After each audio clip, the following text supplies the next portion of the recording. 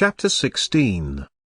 When her A-link beeped, it was barely dawn. Eyes still closed, Eve reached out. Block video. Dallas.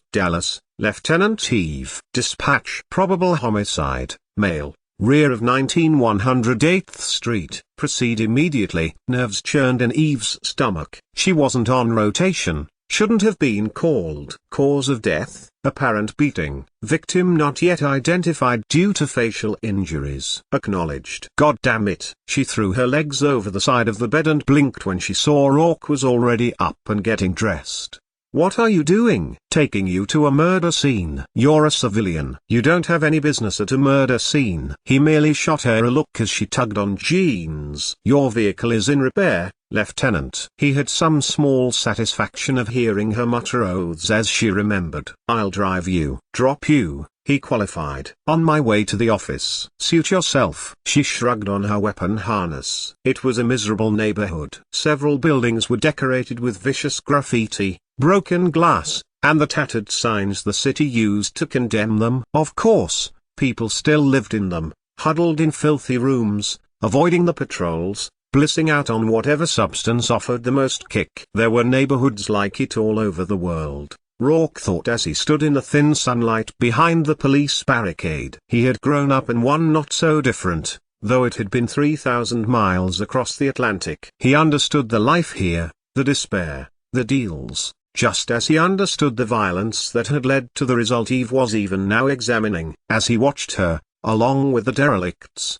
the sleepy street whores, the miserably curious, he realized he understood her as well. Her movements were brisk, her face impassive, but there was pity in her eyes as they studied what had once been a man. She was, he thought, capable, strong, and resilient. Whatever wounds she had, she would live with. She didn't need him to heal, but to accept. Not your usual milieu, Rourke. Rourke glanced down as Feeney stepped up beside him. I've been to worse, haven't we all? Feeney sighed and took a wrapped Danish out of his pocket. Breakfast? I'll pass. You go ahead. Feeney downed the pastry in 3 whopping bites. Better go see what our girl's up to. He walked through the barricade, tapping his chest where his badge was fixed to settle the nervous uniforms guarding the scene. Lucky the media hasn't come in yet, he commented. Eve flicked a glance up. Not much interest in a murder in this neighborhood, at least not until the How leaks. Her clear-coated hands were already smeared with blood as she knelt beside the body.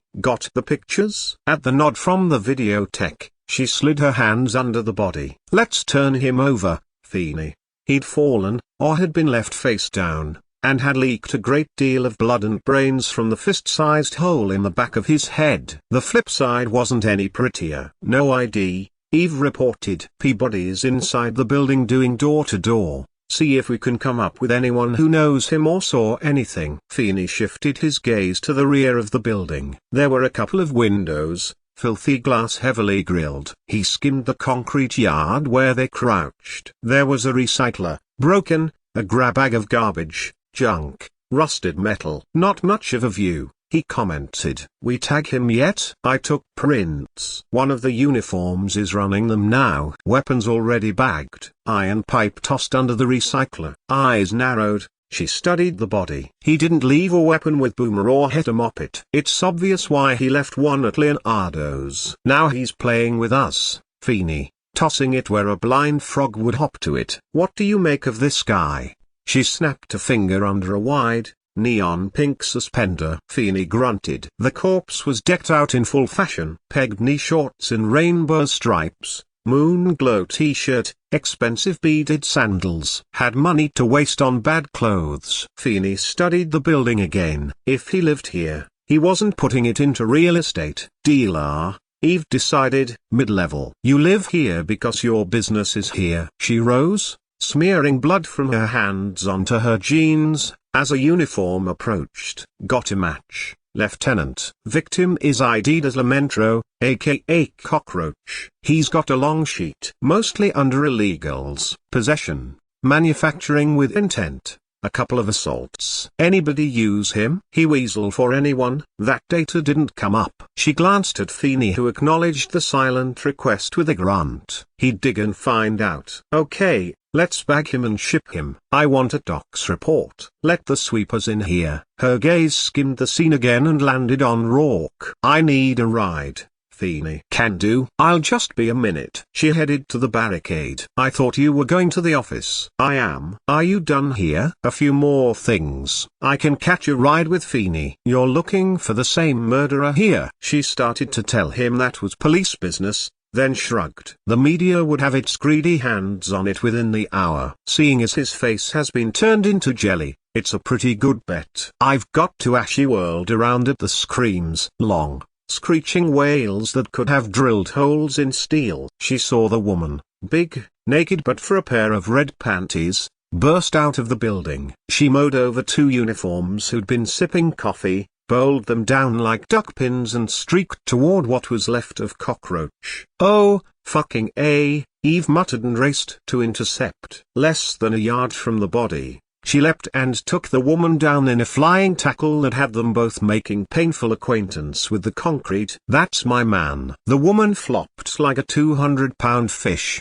beat at Eve with meaty hands. That's my man, you cop bitch. In the interest of order, of preserving the scene, and of self-preservation, Eve brought her fist up hard under the woman's pudgy jaw. Lieutenant. You all right, Lieutenant? Both uniforms reached down to help Eve off the unconscious woman. Jesus, she came out of nowhere. Sorry, sorry? Jerking away, Eve scolded them both. Sorry? You miserable brain-dead assholes. Another 2 seconds, and she'd have contaminated the scene. Next time you're assigned to something bigger than traffic detail, you keep your stupid hands off your dicks. Now, see if you can manage to call the MTs and have them take a look at that idiot woman. Then you get her some clothes and take her into holding. Can you handle that? She didn't bother to wait for an answer but started limping off. Her jeans were torn, her own blood mixing with the dead man's, and her eyes were still flashing when they met Rourke's. What the hell are you grinning at? It's always a delight to watch you work, Lieutenant. Abruptly, he caught her face in his hands and crushed his mouth to hers in a kiss potent enough to stagger her back on her heels. No holding back, he said as she blinked at him. Have the mounts take a look at you, too. It was several hours later when she received the summons to Whitney's office. With Peabody beside her, Eve took the skywalk. I'm sorry, Dallas. She shouldn't have gotten past me. Jesus, Peabody, let it go. You were in another part of the building when she made her run. I should have realized one of the other tenants would inform her. Yeah, we all need to keep our crystal ball polished. Look, the upshot is, she didn't do any more than put another couple dents in me. Casto call in yet? He's still in the field. Is he still in your fields? Peabody's mouth twitched. We were together last night. We were just going to have dinner, but one thing led to another. I swear, I haven't slept like that since I was a kid. Who knew great sex was such a terrific soother? I could have told you. Anyway, he got a call just after mine came in. My take is, he'll know who the victim is, maybe be able to help. Eve grunted. They weren't kept waiting in Whitney's outer office, but shown straight in. He pointed to chairs. Lieutenant, I realize your written report is on the way, but I prefer a verbal rundown on this latest homicide. Yes, sir. She relayed the address and description of the murder scene, the name and description of the victim, along with details of the weapon found, the wounds, the ME's determination of time of death. Peabody's initial door-to-door didn't turn up anything useful, but we will follow that up with a second pass. The woman who was living with the victim was of some help. Whitney lifted his brows. Eve was still wearing her stained shirt and torn jeans. I'm told you had a bit of trouble there. Nothing to speak of. Eve had already decided the tongue lashing she'd given would do. There was no need to layer on punishment with official reprimands. She's a former licensed street companion.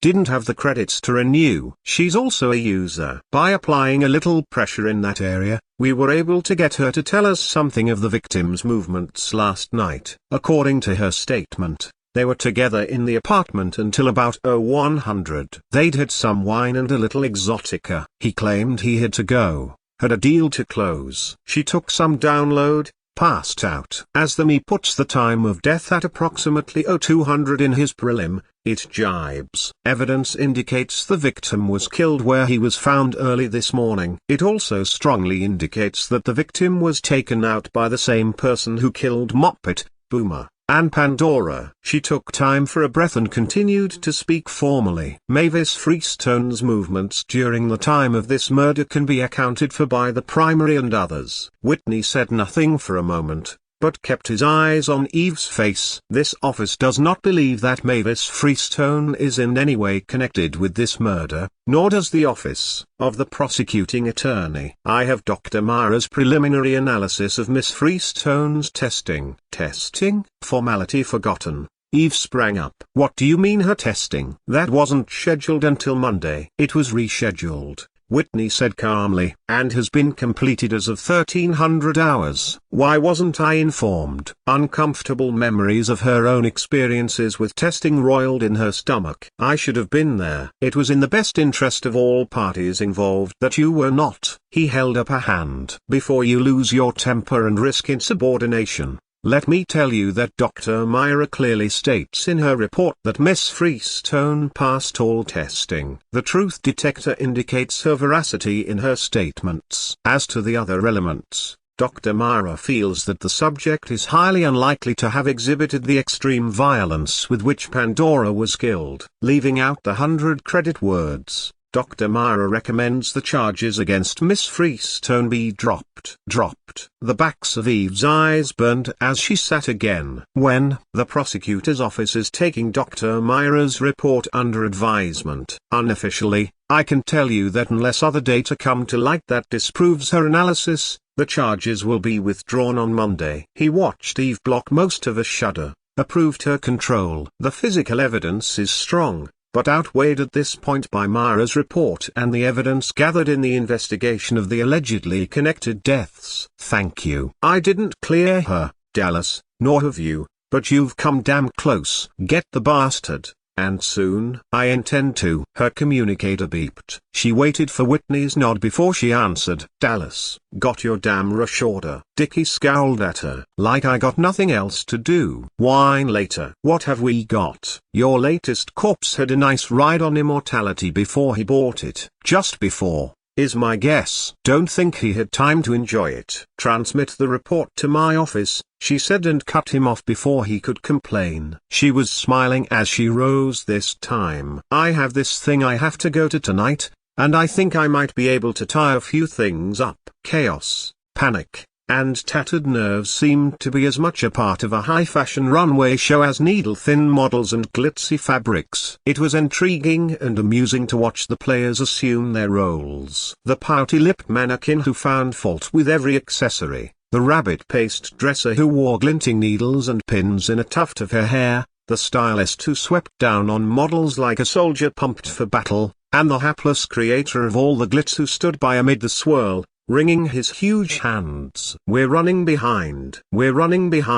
I need Lissa out in the cotton swirler in 2 minutes. The music's on pace, but we're running behind. She'll be there. Jesus, Leonardo, get a grip. It took Eve a moment to recognize the stylist. Trina's hair was in sharp ebony spikes that could gouge an eye at 3 paces. But the voice gave her away, and Eve watched, letting herself be elbowed back by another frantic dresser as Trina glopped something that looked distressingly like cum onto a streaked mane before squishing it into a smooth cone shape. What are you doing there? A man with owl eyes and a knee-length gape bore down on Eve like a snapping terrier. Get out of those clothes, for God's sake. Don't you know Hugo's out front? Who's Hugo? The man made a sound like escaping gas and reached out to tug off Eve's t-shirt. Hey, buddy, you want to keep those fingers? She smacked them away and glowered at him. Get naked. Get naked. We're running out of time. Threats made no dent and he snatched at the snap of her jeans. She considered decking him,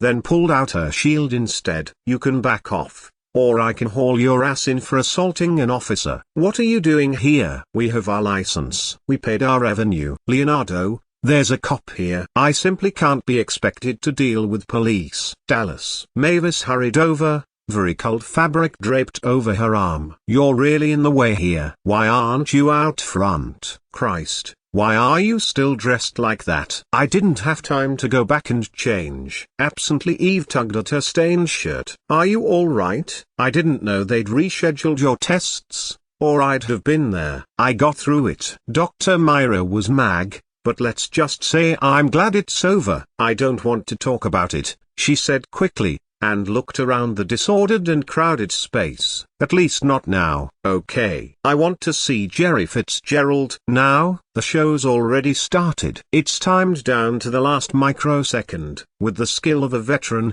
Mavis swayed out of the path of a pair of long-legged models. She has to concentrate, Dallas. This pace is murder. Cocking her head, she tuned into the music. Her next cue is in less than 4 minutes. Then I won't keep her long. Where? Dallas, Leonardo is where? Mavis, back there. Waving one frantic hand, she turned over one layer of fabric to a passing dresser. In the stars room, Eve managed to dodge, shift, and spin her way through the milling crowd to a door marked prominently with Jerry's name. She didn't bother to knock but pushed it open and saw the woman in question being squeezed into a gold-lamed tube. I'm not going to be able to breathe in this. A skeleton couldn't breathe in this. You shouldn't have eaten that pate, dearie, the dresser said implacably. Just suck it in. An interesting look, Eve commented from the doorway. Makes you look like a fairy wand. It's one of his retro shots. Early 20th century glamour. I can't fucking move. Eve came closer, narrowed her eyes at Jerry's face. The cosmetician did a nice job. I can't see any bruises. And she would check with Trina to see if there'd been any bruises to cover. I heard Justin Young gave you a couple of shots. Bastard. Hitting me in the face before a big show. I'd say he pulled his punch. What did you fight about, Jerry? He thought he could diddle with some little chorus dancer. Not on my time. Time's the interesting factor, isn't it? When did he start his diddling? Listen, Lieutenant, I'm a little pressed here, and walking out on the runway with a scowl on my face is going to ruin the presentation. Let's just say, Justin's history. Despite her claims to the contrary, Jerry moved with quick agility through the door. Eve stayed where she was, listening to the burst of applause as Jerry made her entrance. In 6 minutes flat, she was back being peeled out of the gold lame. How'd you find out about it? Trina. Hair, for God's sake. Christ, you're persistent. I got wind of it, that's all. And when I called him on it, he denied it. But I could tell he was lying.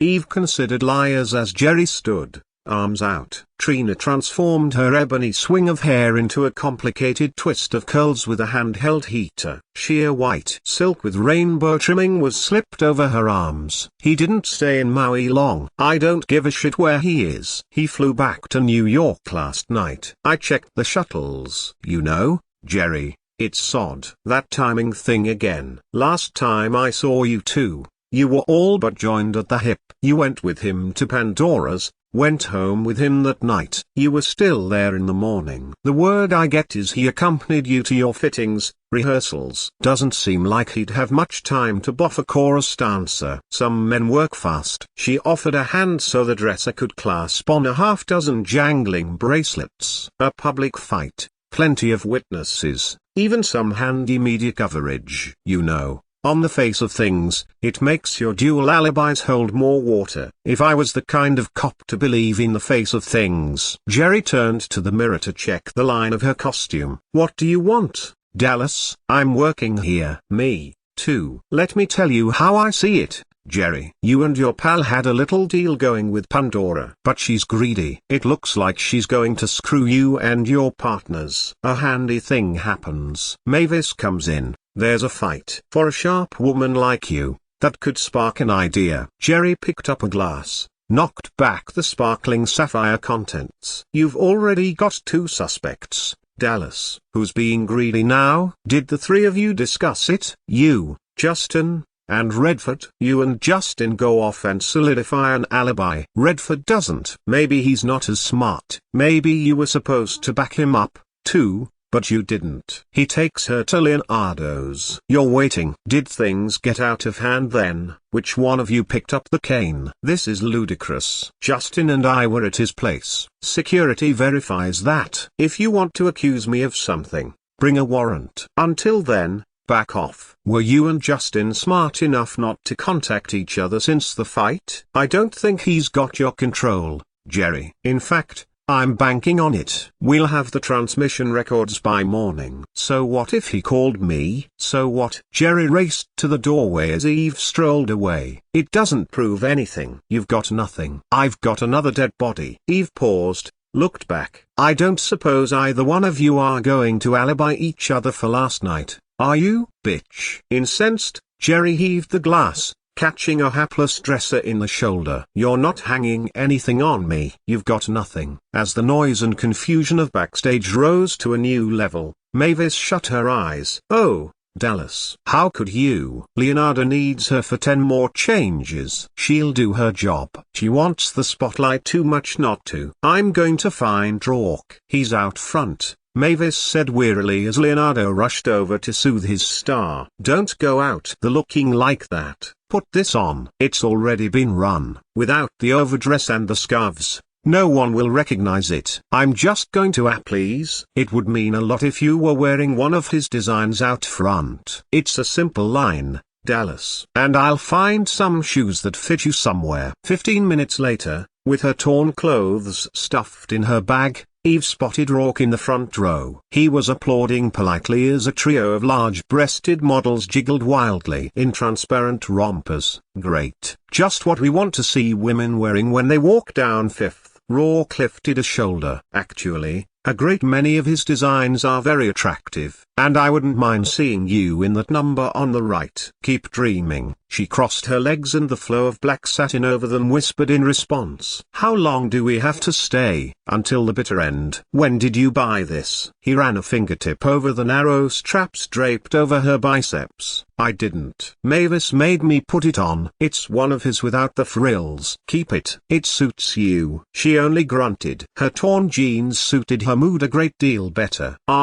Here comes the diva. Jerry glided out, and at each step of her dainty glass shoes, the runway exploded into color. Eve paid little attention to the billowing balloon skirt and sheer bodice that caused such a furor of approval from the attendees. She watched Jerry's face, and only her face as fashion critics murmured busily into their recorders and dozens of buyers ordered frantically from their portalinks. Jerry's face was serene as she waved aside dozens of muscular young men who prostrated themselves in front of her. She sold the outfit with graceful twists and turns and clever choreography that had her stepping nimbly onto a pyramid of hard male bodies. The crowd applauded. Jerry posed, then aimed icy blue eyes at Eve. Ouch, Rourke murmured. I'd say that was a direct hit. Is there something I should know? She'd like to rip my face off, Eve said mildly. My mission has been a success. Satisfied, she sat back and prepared to enjoy the rest of the show.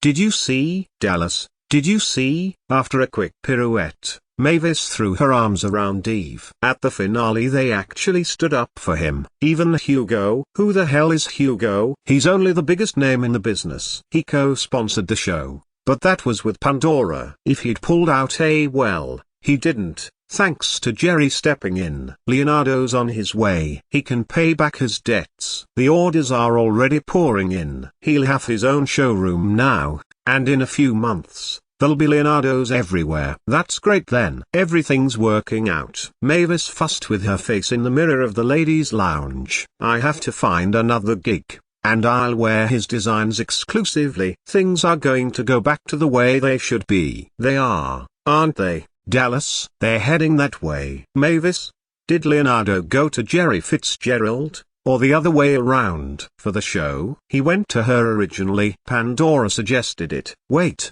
Eve thought, how did I miss this step? Pandora wanted him to ask Jerry to model in his show. It was just like her. On impulse, Mavis took out a tube and removed her lip dye. She studied her naked mouth a moment, then chose a container of Berry Crush. She knew Jerry wouldn't play second lead, not to her, even though there was a lot of good buzz about the designs, so asking her was a kind of dig. you know. She could say yes, and take the back seat, or say no and miss being in one of the hottest shows of the season. And she said number. Made out like she had previous commitments. Saving face. But the minute Pandora was out of the picture, she called Leonardo and offered to fill in. How much will she make for the show? She'll get about $1 million, but that's nothing.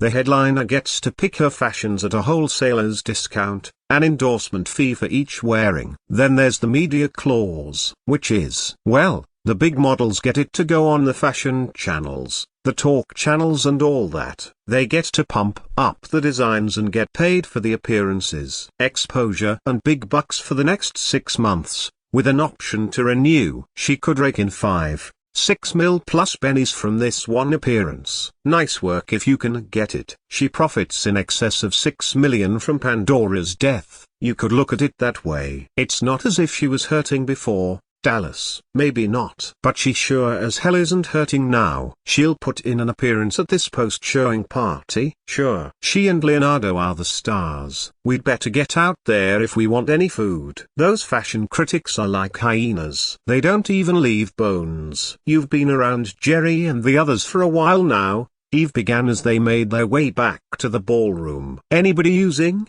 Jesus, Dallas. Uncomfortable. Mavis shrugged. I'm not a weasel. Mavis. Eve tugged her into an alcove resplendent with potted ferns. Don't take that line with me. Is anyone using? Hell, sure, there's some shit around. Poppers mostly, and a lot of zero appetite. It's a tough business, and not all the low-tier models can afford body sculpting. You've got a few illegals filtered through, but it's mostly over the counter. Jerry? She's into health shit. That drink she guzzles. She smokes a little, but it's some special blend for soothing nerves. I've never seen her use anything dicey. Beauty broken bar. But, well, she's real territorial about her stuff, you know. Couple of days ago one of the other girls wasn't feeling well. Dragging from a late night. She started to cop a taste of Jerry's blue juice, and Jerry went nuts. Wanted to have her fired. Interesting. Wonder what's in it. Some vegetable extract. She claims it's made up for her metabolism. She made some noise about going on the market with it, endorsing. I need a sample. I haven't got enough for a search or confiscation warrant. She paused, considered, smiled. But I think I know how to fix that. Let's go party. What are you going to do? Dallas. Doubling her pace, Mavis caught up with Eve's long strides. I don't like that look in your eye. Don't cause any trouble. Please, come on. It's Leonardo's big night. I bet a little more media coverage will increase his sales. She stepped into the ballroom where the crowd was gyrating on the dance floor or huddled around the tables of food. Spotting Jerry, Eve started over. Rourke caught her eye and crossed to her. Suddenly you look like a cop. Thanks. I'm not sure it was a compliment. Are you about to cause a scene? I'm going to do my best. Want to keep your distance? Not on your life. Intrigued, he took her hand and walked with her. Congratulations on a successful show, Eve began, edging aside a fawning critic to stand face to face with Jerry. Thank you. Jerry raised a glass of champagne. But from what I've seen, you're not exactly a fashion expert. She sent Rourke a melting look. Though you do appear to have excellent taste in men. Better than yours. Did you hear Justin Young was spotted at the Privacy Club tonight with a redhead? A redhead who bore a remarkable resemblance to Pandora. You lying bitch. He wouldn't. Jerry caught herself, hissed gently through her teeth. I told you, I don't care who he sees or what he does. Why would you? It's true though, isn't it, that after a certain number of sessions, body sculpting and facial enhancements don't completely fight reality. I suppose Justin wanted a taste of youth. Men are such pigs. Eve accepted a glass of champagne from a roving waiter and took a sip. Not that you don't look wonderful for your age. Those harsh stage lights just tend to make a woman look a broken bar mature. Fuck you. Jerry dashed the contents of her glass in Eve's face. Thought that would do it, Eve murmured as she blinked her stinging eyes. That's assaulting an officer. You're under arrest. Take your hands off me. Incensed, Jerry shoved Eve back. Resisting arrest. This must be my lucky night. In 2 quick moves, Eve had Jerry's arm twisted up and behind her back. "We'll just call a uniform to take you in. It shouldn't take you long to make bail. Now, behave so I can read you your rights on the way out." She shot Rourke a sunny smile. "I won't be long." "Take your time, Lieutenant." He plucked up Eve's champagne and drank it himself. He gave her 10 minutes, then wandered out of the ballroom. She was standing at the hotel entrance, watching Jerry being loaded into a cruiser. "What was that for?" "I needed to buy some time and some probable cause." The suspect showed violent tendencies and a nervous manner, indicative of drug use. "Cops," Rourke thought. "You pissed her off, Eve." "That, too." "She'll be out almost before they get her in." "I've got to move." "Where?" he demanded as they hurried around the ballroom to the backstage area. "I need a sample of that stuff she likes to drink. The assault gives me clearance if we bend things a little. I want it analyzed." "You honestly think she's using illegals that blatantly?" "I think people like her, like Pandora and Young and Redford, are incredibly arrogant. They've got money, looks, a certain amount of power and prestige. It makes them feel above the law." She sent him a look as she slipped into Pandora's dressing room. "You have the same tendencies." "Thank you so much." "Lucky for you, I came along to keep you on the straight and narrow." "Watch the door, will you?" "If she's got a quick lawyer, I'm not going to have time to finish this." "The straight and narrow, naturally," Rourke commented and stationed himself at the door as she searched the room. "Christ, there's a fortune in cosmetic enhancements." "It is her business, Lieutenant. Vanity's costing her several $100K a year, I'd say, just on the topicals. Christ knows what she spends in ingestives and sculpting. If I could just find a little of that nice powder." "You're looking for immortality?" He let out a laugh. "She may be arrogant, but she doesn't look stupid." "Maybe you're right." She opened the door of a friggy and smiled. "But she's got a container of that drink in here." "A locked container?" Pursing her lips, Eve looked toward Rourke. "I don't suppose you could have broken Bavia from the straight and narrow." He sighed, walked over, and studied the lock on the clear bottle. "Sophisticated." "She's not taking any chances with it. The bottle's unbreakable." From the look of it, his fingers played over the lock mechanism as he spoke. "Find me a nail file, a hair clip, something like that, will you?" Eve pushed through the drawers. "Will this do?" Rourke frowned at the tiny pair of manicure scissors. "Close enough." He jiggled the lock with the points, finessed, and stepped back. "There you are." "You're awfully good at that." "Just a small, insignificant talent, Lieutenant." "Right." She dug in her bag, pulled out an evidence holder. She filled it with a couple of ounces. "That should be more than enough. Would you like me to relock it?" "It would only take a moment." "Don't bother. We can swing by the lab on the way." "On the way to?" "To where I've got Peabody staked out." "Just in Young's back door." She started out, flicking him a smile. "You know, Rourke, Jerry was right about one thing. I have pretty good taste in men." "Darling, your taste is impeccable."